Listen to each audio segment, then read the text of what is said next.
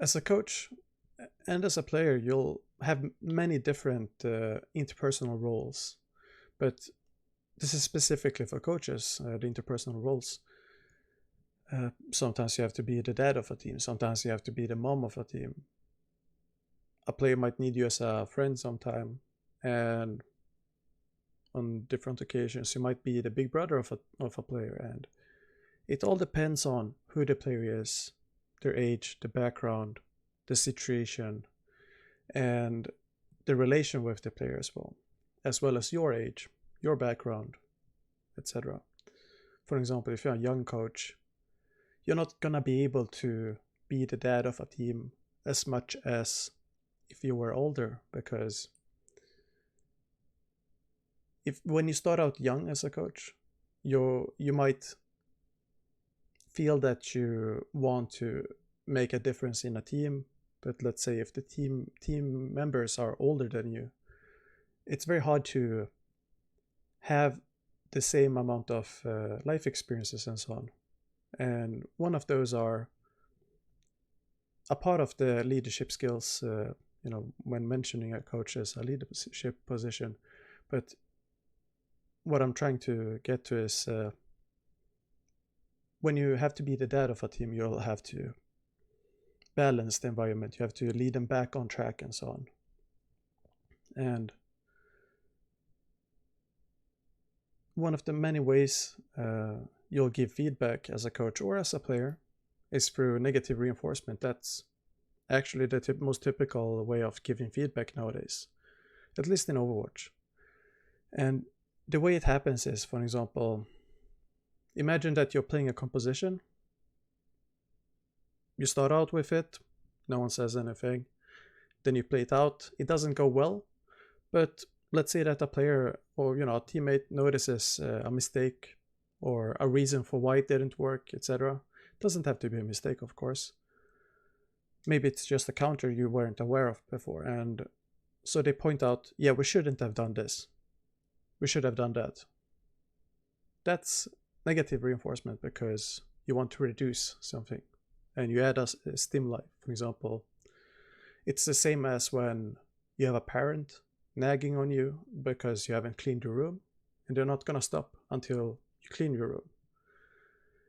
And negative feedback like this has very good results in the short term, but in the long term, it's not as good. But don't get me wrong now, like negative reinforcement has its usages, its places and so on, and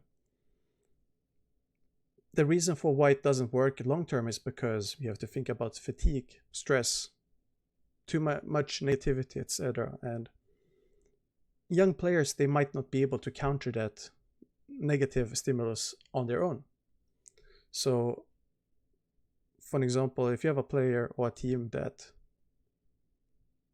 often rely on feedback from the coach, you as a coach then have to understand intuitively what the temperature is of the team. And that means, for example, if the team is too cold, the mood is down, no one says anything, it's very tense basically, and to make them warm again, you then have to add some fire, add some personality and so on, and cheer them up maybe. And that's natural, very, very obvious maybe for most people. And it often happens during a season that the morale goes down, or, when competition happens, not usually during off season because it's very relaxed and laid back during an off season. So it's like a honeymoon phase almost, or usually when a team is just formed. So if you take the example I put out before, you shouldn't have done that, you should have picked that hero. Imagine that you get a fair amount of feedback every scrim, every map, etc. like this, and then adding on top that you have to practice every day, you have to compete maybe two times a week, and then maybe you don't have many days off. There's very little room for errors in your practice and matches, and it's a very cutthroat environment. If you don't perform, you might get replaced, etc. It's very logical that if you keep using negative reinforcement as your primary tool of giving feedback, it's prone to long-term stressful environments, maybe even toxic environments and so on. But it doesn't create toxic environments, but it can amplify them, because when the cup runs over, it's very easy to ventilate things that might not even be related to the practice and so on. But anyways, so the way you can balance this out, balance out your own way of giving feedback, if it's only negative, for example. Don't misunderstand me in this case. Like, it's not negative in the sense that you whip the players. It's negative in the sense that you want to reduce something the players do. So for example, if a player keeps playing alone and getting flanked all the time, or they try and flank all the time and get spotted out, if you want to stop that, you have to give negative feedback, which is you reduce that behavior by saying that they shouldn't do that. But you can also counter it through positive feedback, but it's a bit more difficult. However, the way you can counter this negativity is by using positive feedback or positive reinforcement.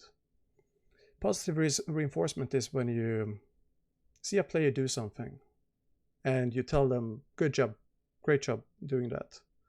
For example, if you hear a player say something in scrims, write it down and say, good job for saying that, keep doing that. And they are very likely to keep doing it, because who doesn't want some praise, or who doesn't like to feel good? Everyone does. So why not use positive reinforcement as well?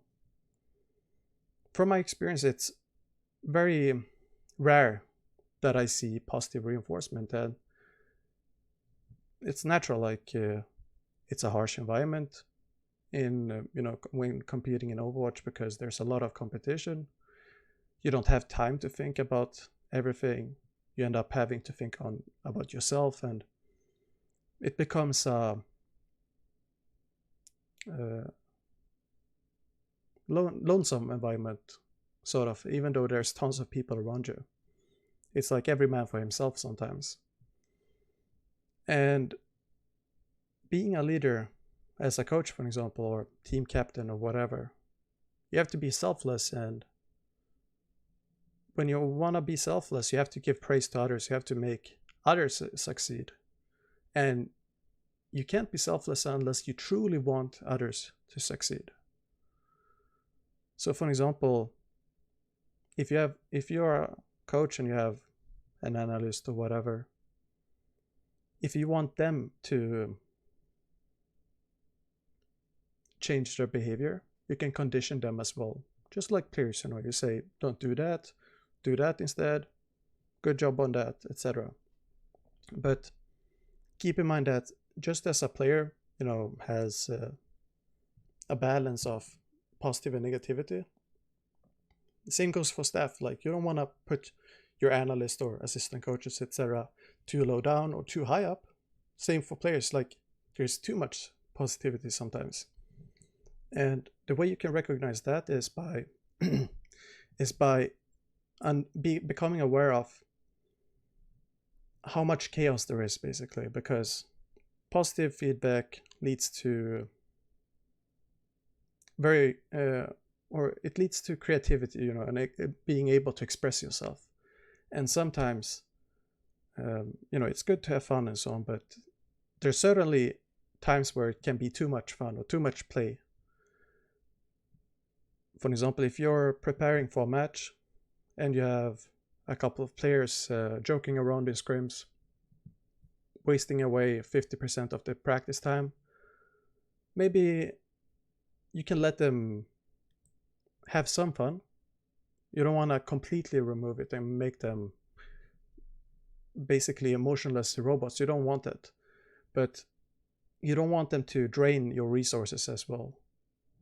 So what you can do is add in some negativity and do that as use it as a tool to counter when, to counter when it's too high up, the mood, when it's almost as if the whole team becomes manic, or, not that I'm an expert on that, but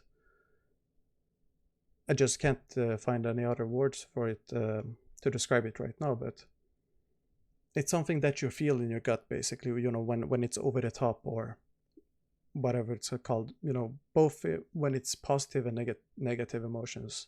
For example, if you lose a map, many players have faced this before. Like if you lose a map in a tournament, let's say that you're ejected from the tournament now, or you lost some bracket and you can't continue. It's very silent, it's dead silent, and you can almost feel like how tense it is. That's, when there's a bit too much negativity. But you can also feel it when players start to have so much fun that they can't hear, what's being called upon, in fights. Let's say that someone makes a plan, but people don't listen because they are having too much fun.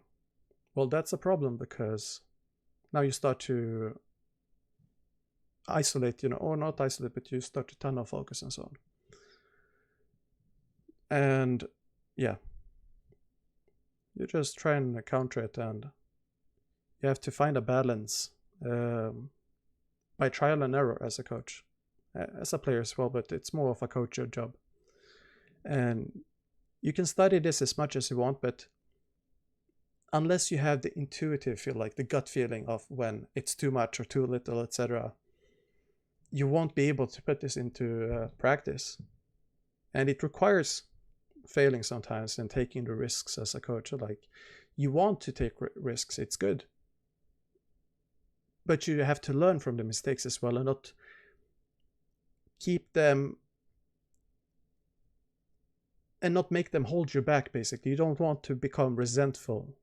You want to learn from any mistake you make. For example, if we take one of my early teams, I won't say the name of the players or the team, but it was back in season 2, I think, of Overwatch. I was a bit too harsh, went over the top, and I immediately realized that it was too much. But before that, I didn't see it, I didn't sense it.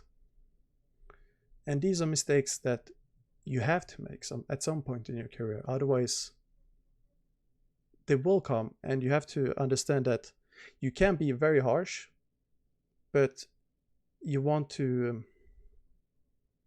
acknowledge how harsh you can be, so that you don't have to use it unless you actually have to use it, for example.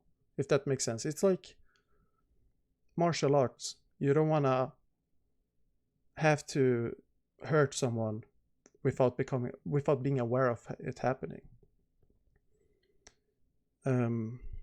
It's like moral and ethics and such as well involved, but that's a bit deeper, of course.